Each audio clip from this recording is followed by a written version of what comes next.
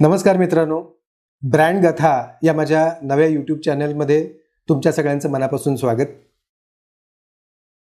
मित्रांनो, आपण रोजच्या जीवनामध्ये अनेक व्यवसाय बघतो. त्यातले काहीच व्यवसाय आपल्या लक्षात राहतात आणि ते का लक्षात राहतात याचा मागे जर तुम्ही कारण शोधायला गेलात तर तुम्हाला लक्षात येईल की त्यांनी विशिष्ट स्ट्रॅटेजी वापरून स्वतःचं अस्तित्व इस्टॅब्लिश केलंय आणि ते अस्तित्व प्रत्येकापर्यंत पोचतं, त्याच्याबद्दलची एक प्रतिमा निर्माण होते आणि म्हणूनच तो ब्रँड आपल्याला लक्षात राहतो. That is what is branding. मित्रांनो, या चॅनलच्या माध्यमातून आपण हा प्रयत्न करणार आहोत की ब्रँड या गोष्टीशी संबंधित मग त्याची डेफिनेशन असेल, त्याची व्याप्ती असेल, त्याचे वेगवेगळे मार्ग असतील आणि जगभरातल्या मोठमोठ्या ब्रँड्सनी कशा पद्धतीने आपल्या व्यवसायामध्ये एक उंची गाठली आणि यश संपादन केलं, त्याच्यासाठी कोणत्या स्ट्रॅटेजीज यूज केल्या, कोणत्या स्ट्रॅटेजीज वर्कआउट झाल्या, कोणत्या वर्कआउट झाल्या नाहीत, हा सगळा जो एक्सपिरियन्स आहे खूप इंटरेस्टिंग आहे. या चॅनलच्या माध्यमातून अशाच काही टॉप ब्रँडच्या स्टोरीज आपल्याला ऐकायला मिळणार आहेत. मित्रांनो, मी श्रीराम हसबनीस. गेली 25 वर्ष आर्ट आणि डिझाईन या क्षेत्रामध्ये मी काम करतोय.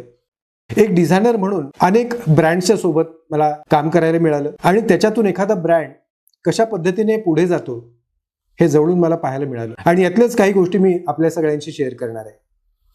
मला खात्री आहे आपल्यापैकी अनेक जण उद्योजक असतील आणि आपला ब्रँड मार्केटमध्ये अतिशय चांगल्या पद्धतीने उभा राहावा आणि पुढच्या काही वर्षांमध्ये तो खूप चांगल्या उंचीवरती पोहोचावा हे प्रत्येकजण स्वप्न बाळगत असतो. मित्रांनो, काही जणांना असं वाटतं की एखाद्या कंपनीचा टेक्स्ट, एखाद्या कंपनीचा लोगो किंवा एक विशिष्ट आकृती म्हणजे ब्रँड, पण तसं नाही आहे. ब्रँडचा तो एक भाग आहे, ब्रँडचं ते दृश्य स्वरूप आहे. पण खरं वास्तविक ब्रँड आपण त्याला म्हणतो की त्या व्यवसायाच्या माध्यमातून किंवा त्या वस्तूच्या माध्यमातून त्या कंपनीने कस्टमर्सच्या म्हणजे आपल्या ग्राहकांच्या मनामध्ये जी काही एक भावनिक प्रतिमा निर्माण केलेली असते त्याचं नाव ब्रँड. आणि या ब्रँडिंगच्या प्रवासामध्ये अनेक वर्ष सातत्यपूर्ण गुणवत्ता मार्केटमध्ये टिकवून ठेवून त्यांनी आपली वाटचाल सुरू ठेवलेली असते आणि म्हणूनच ते यशस्वी ब्रँड्स असतात. मित्रांनो, आता हे पहा, आपण सगळेजण फोन वापरतो.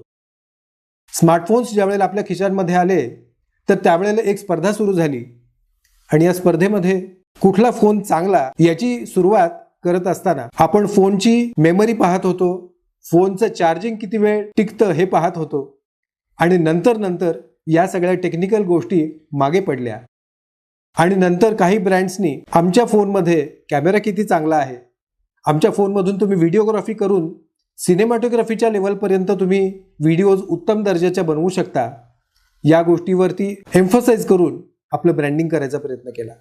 म्हणजे वस्तू एकच असते, वेगवेगळ्या पद्धतीने त्या वस्तूला मार्केटमध्ये इस्टॅब्लिश करणं, टिकवून ठेवणं किंवा आपण इतरांच्या स्पर्धेमध्ये पुढे असणं याच्यासाठीचा प्रयत्न प्रत्येक ब्रँडचा सुरू असतो.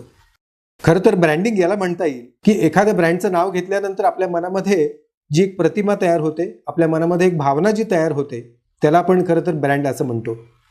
एखादा ब्रँड चांगल्या पद्धतीने इस्टॅब्लिश होण्यासाठी 3 गोष्टी अतिशय महत्त्वाच्या आहेत. पहिली गोष्ट, तुमची स्वतःची स्पष्ट ओळख. तुम्ही कोण आहात, तुम्ही कोणासाठी आहात आणि तुम्ही किती गुणवत्तापूर्ण सेवा देता याची स्पष्टता असणं, यालाच आपण स्पष्ट ओळख असं म्हणतो, क्लिअर आयडेंटिफिकेशन. त्याच्यानंतरची गोष्ट येते ती म्हणजे सातत्य. सातत्य टिकवणं हे एक जबाबदारीचं काम आहे. हे गुणवत्तेमधलं सातत्य अनेक वर्ष तुम्हाला सांभाळायला लागतं. तुम्ही पाहिलं असेल की चुकून जर एखादी गोष्ट एखाद्या प्रॉडक्टच्या संबंधामध्ये जर वाईट अनुभव आला तर तो वाईट अनुभव पुसून काढणं हे सुद्धा बऱ्याच मोठ्या ब्रँड्सना खूप महाग पडतं आणि त्याची बरीच मोठी किंमत त्यांना मोजावी लागते. आणि याच्यानंतरची तिसरी गोष्ट अशी, ती म्हणजे एक्सपिरियन्स.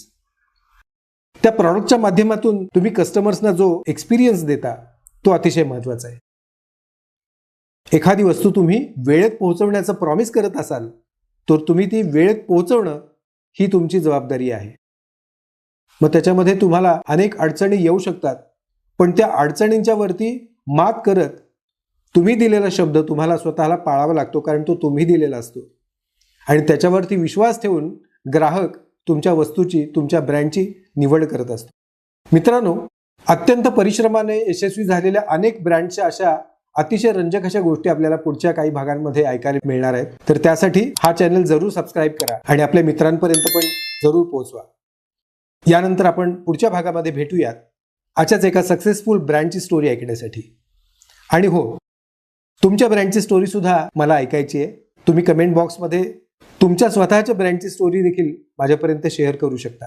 Thank you so much. भेटूया पुढच्या भागामध्ये एक नवीन ब्रँडची गोष्ट ऐकण्यासाठी. धन्यवाद.